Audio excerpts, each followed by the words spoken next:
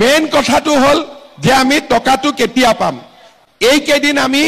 ধুনিয়া কৰি ভেৰিফিকেশন বিলাক কৰি আছো 28 তাৰিখৰ ভিতৰত আমাৰ ভেৰিফিকেশন বিলাক কমপ্লিট হৈ যাব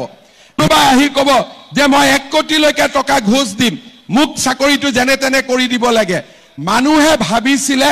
টকা দিয়াটোৱে নিয়ম আৰু বিনা টকা চাকৰি কেতিয়াও সম্ভৱে হ'ব নোৱাৰে আৰু তেনেকৈ আমাৰ অসমখন 75 বছৰ চলি আছিল 2021 চনত মই মুখ্যমন্ত্ৰী দায়িত্ব লোৱাৰ পিছত কৈছিলো যে এনেকে নহয় আমি পৰিবেশৰ পৰিৱৰ্তন কৰিম আজি মই 1.5 লাখ লৰা ছোৱালীক চাকৰি দিলো der মহিলাসকলে মাজে মাজে চিন্তা কৰে যে মুখ্যমন্ত্ৰীয়েটো আত্মসহায়ক গোটত 10000 টকা দিম বুলি কৈছিল এতিয়ালৈকে টকাটো আহা নাই হেতু চিন্তা কৰে না নকৰে হেতু মাজে মাজে চিন্তা আহি থাকে হয় না নহয় এতিয়া আপোনালোকে মনত কৰক যে মই যি কৈছো আজিলৈকে কেতিয়াবা কোনবা কথা এনে কৈছো নেকি যি কৈছো হৈছে না নাই এতিয়া আমাৰ এই আঁচনিটোৰ নাম হল মহিলা উদ্যমিতা আঁচনি কিছুমানে কয় গছ লগাবৰ কাৰণে পইচা দিছে আমি গছ লগোৱাৰ কাৰণে পইচা দিয়া নাই এইটো ভুল ধাৰণা নলব কাৰণ গছডাল লাগিলে ডাঙৰ হলে গছডাল আপোনালোকে মোৰ ঘৰত কাটি নিদিয়ে গছডাল আপোনালোকৰ ঘৰতে থাকিব না কাটি পেলাই মুক দিব মুক্তো নিদিয়ে গতিকে এই গছডাল যদি সেগুন গছ ৰৈছে ডাঙৰ হলে তাৰ যি উপাৰ্জন হ'ব সেইটো আপোনালোকে পাব আৰু আপোনালোকক গছডাল ৰুবৰ কাৰণে মই উৎসাহ দিয়াৰ কাৰণে মুক উল্টাই আপোনালোকে পিঠা তিঠা খোৱাবহে লাগে হয়নে নহয় এতিয়া মেইন কথাটো হল যে আমি টকাটো কেতিয়া পাম এই কেদিন আমি ধুনিয়া কৰি ভেৰিফিকেশন বিলাক কৰি আছো 28 তাৰিখৰ ভিতৰত আমাৰ ভেৰিফিকেশন বিলাক কমপ্লিট হৈ যাব ভেৰিফিকেশন কমপ্লিট হোৱাৰ পিছত আমি মহিলাসকল যিসকল ইয়াৰ নিৰ্বাচিত হল তেওঁলোকৰ আমি তালিকাখন দিম তালিকাখন দিয়াৰ পিছত আপোনালোকক আমি 3 দিনৰ ট্ৰেইনিং দিম কিয় ট্ৰেইনিং দিম এই কথাটো বুজি লওক 10000 টকাটো শেষ নহয় 10000 টকাটো আৰম্ভণি আমাৰ উদ্দেশ্য হল যে এই 10000 টকাটো ভাল কৰি যদি আপোনালোকে খৰচ কৰে পিছত আমি আপোনালোকক আৰু নতুন নতুন আঁচনি আৰু বেংকৰ লগত আপোনালোকক আমি সম্পৰ্ক কৰি দিম যাতে মোটামুটি 2-2.5 বছৰৰ ভিতৰত চৰকাৰৰ পৰা আপোনালোকে আৰু বেংকৰ পৰা মিলি 1 লাখ টকা কৰি আপোনালোকে পাব পাৰে কিন্তু যদি কোনোবাই 10000 টকা পালে আৰু গিৰিয়াকে টকাটো লৈ গল তেতিয়া ইটোটো আৰু আগনাবাঢ়িব সেই কাৰণে এটা 3 দিনৰ ট্ৰেইনিং কৰি টকাটো আমাৰ আঁচনিখন কি কেনেকে আগবাঢ়িব লাগিব আমি বুজাই দিম আৰু তাৰ পিছত এনেকে মিটিং পাতি আপোনালোকক মই আহি টকাটো দি দিম টকাটো 100% পাবই খালি অকনমান অপেক্ষা কৰক অপেক্ষাৰ ফলটো মিঠা হয় হয় না নহয় আৰু মহিলাসকলে নিজে গম পায় আমি আপোনালোকে যেতিয়া আমাক জন্ম দিছিল এদিনতে জন্ম দিছিল না 10 মাহ 10 দিন পেটত ৰাখি জন্ম দিছিলে নে এদিনতে জন্ম দিছিলে অকনমান ধৈৰ্য সকলোতে লাগে সৃষ্টিটো জন্ম লাগে আৰু পালনটো ধৈৰ্য লাগে হয় না নহয় গতিকে আপোনালোকৰ এই কামটো চলি আছে একেবাৰে টেনচন নলব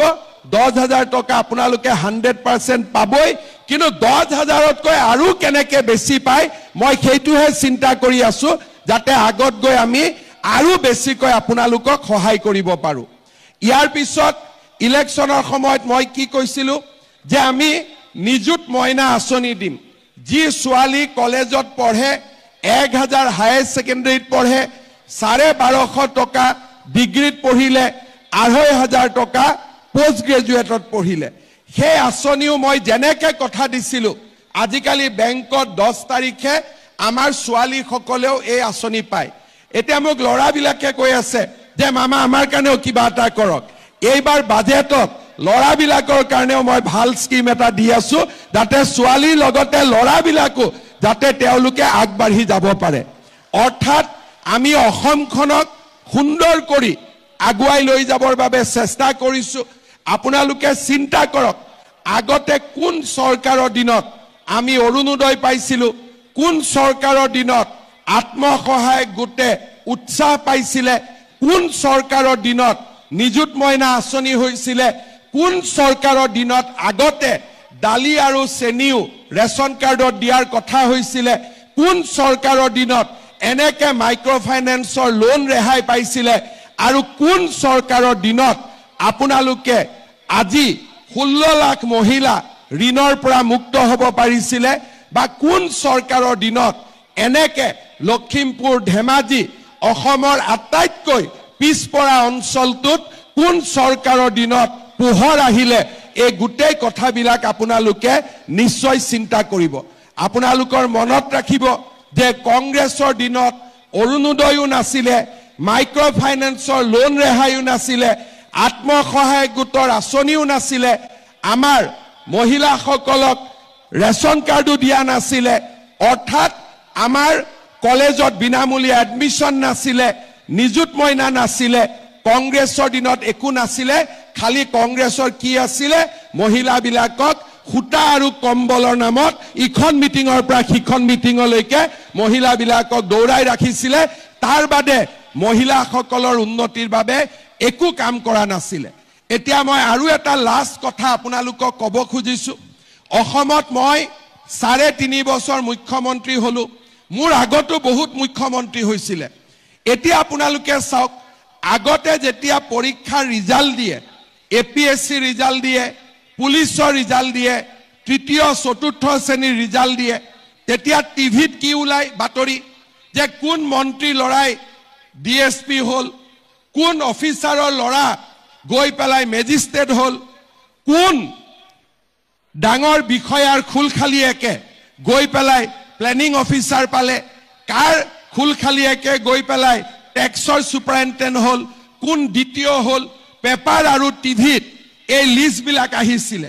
আৰু এই লিষ্ট বিলাকৰ লগত কি লিখিছিলে যে এনেকুৱা এটা চাকৰি পাবৰ কাৰণে হয় মন্ত্ৰী বিধায়কৰ খুলখালিয়েক হ'ব লাগিব নহলে মন্ত্ৰী বিধায়কৰ লৰা হ'ব লাগিব নহলে মন্ত্ৰী বিধায়কৰ আশে-পাশে থাকিব লাগিব পঢ়া শুনাৰ কোনো মূল্য নাই পঢ়া শুনা কৰিলে অসমত কোনেও চৰকাৰী চাকৰি নাপায় আৰু মানুহে এটো মানি লৈছিলে মোৰ ওচৰতে আহি কয় যে দাদা কিবা এটা লাইন দিয়ক মই মেজিষ্ট্ৰেট হ'ব লাগে কোনোবাই আহি ক'ব যে মই 1 কোটিলৈকে টকা ঘোষ দিম মোক চাকৰিটো যেনে তেনে কৰি দিব লাগে মানুহে ভাবিছিলে টকা দিয়াটোৱে নিয়ম আৰু বিনা টকা চাকৰি কেতিয়াও সম্ভৱে হ'ব নোৱাৰে আৰু তেনেকৈ আমাৰ অসমখন 75 বছৰ চলি আছিল 2021 চনত মই মুখ্যমন্ত্ৰী দায়িত্ব লোৱাৰ পিছত কৈছিলো যে এনেকে নহয় আমি পৰিবেশৰ পৰিৱৰ্তন কৰিম আজি মই 1.5 লাখ লৰা ছোৱালীক চাকৰি দিলো 1.5 লাখ লৰা ছোৱালীৰ পৰা 1 লাখ টকাকৈ যদি মই ললোহেতেন মোৰ পকেটত 1500 কোটি টকা আহিলেতেন আৰু 1 লাখ দিয়াটোত কাৰো আপত্তিয়ে নাই 10 লাখ 15 লাখ 20 লাখ 1 কোটিলৈকে দিয়ে 1 লাখ দিলেতো হাঁহি দি দিব আজিয়ে যদি মই ইয়াত কওঁ যে আপোনালোকৰ লৰাক মই চাকৰি দিম 1 লাখ টকা মোক গধূলি ভিতৰত দিয়ক সবেইটো গধূলি ভিতৰতে লৈ আহিব 1 লাখ টকা যদি মই ললোহেতেন 1500 কোটি টকা মোৰ ঘৰত গলহেতেন কংগ্ৰেছ দলে কয় যে মই দুৰ্নীতি কৰো আৰে দুৰ্নীতি যদি কৰিলোহেতেন 1500 কোটি টকাটো মোৰে পকেটত আহিলেতেন আজি আপোনালোকে চাওক পৰীক্ষা ৰিজাল্ট দিলে এতিয়া টিভিত কি ওলাই কোন মন্ত্ৰীৰ খুলখালিয়েক তাৰ নাম নোলাই কোন অফিচাৰৰ খুলখালিয়েক তাৰ নাম নোলাই ৰিজাল্ট দিলে ওলাই যে ই অমুক গাঁৱৰ তৰকাৰী বেপাৰী ছোৱালী ই অমুক গাঁৱৰ খেতিয়কৰ ল'ৰা ই অমুক গাঁৱৰ ৰিক্সা চালকৰ ল'ৰা ই অমুক গাঁৱৰ ঠেলা চালকৰ ল'ৰা মন্ত্ৰীৰ খুলখালিয়েকৰ পৰা অসমখনক আমি তৰকাৰী বেপাৰী ল'ৰালৈকে আমি ৰূপান্তৰ কৰিলো আৰু এইটোৱে হৈছে আমাৰ জীৱনৰ আটাইতকৈ ডাঙৰ সফলতা ইয়াৰ ফলত কি হৈছে এতিয়া ল'ৰা ছোৱালীক মাক দেউতাকে কয় যে পঢ় চাকৰি পাবি ল'ৰা ছোৱালীয়ে স্কুলত আগতকৈ বেছি যায় এতিয়া মই যোৱা কালি পৰহি দিনাখন মই এখন মিটিঙত গৈছিলো ছোৱালীবিলাকে মোক ধৰি কলে যে মামা মই সামগ্ৰীত গৈছিলো ছোৱালীবিলাকে মোক ধৰি পেলাই কলে যে মামা আমাক স্কুলত শিক্ষক লাগে আগতে কোনো চিন্তাই নকৰিছিল আজিকালি সবেই জানে যে পঢ়া শুনা কৰিলে আমাৰ ল'ৰা ছোৱালীয়ে চাকৰি পাব ৰাজ্যত আন্দোলন নোহোৱা হৈছে শিক্ষাৰ পৰিৱেশ নিৰ্মাণ হৈছে আৰু অসমখন এটা ভাল পৰিৱেশলৈকে গৈ আছে আৰু যিসকল ডেকা লৰাই চাকৰি নাপায় তেওঁলোকৰ কাৰণেও মই ব্যৱস্থা কৰিছো যে তেওঁলোকক চৰকাৰে 2 লাখকৈ টকা দিব লোৱাৰ কথা বাদ দিয়ক উলুটাই 2 লাখকৈ আমি টকা দিম যাতে ল'ৰা ছোৱালীয়ে ব্যৱসায় কৰি খাব পাৰে আগতে চিন্তা কৰক চাকৰিৰ নামত টকা লৈছিলে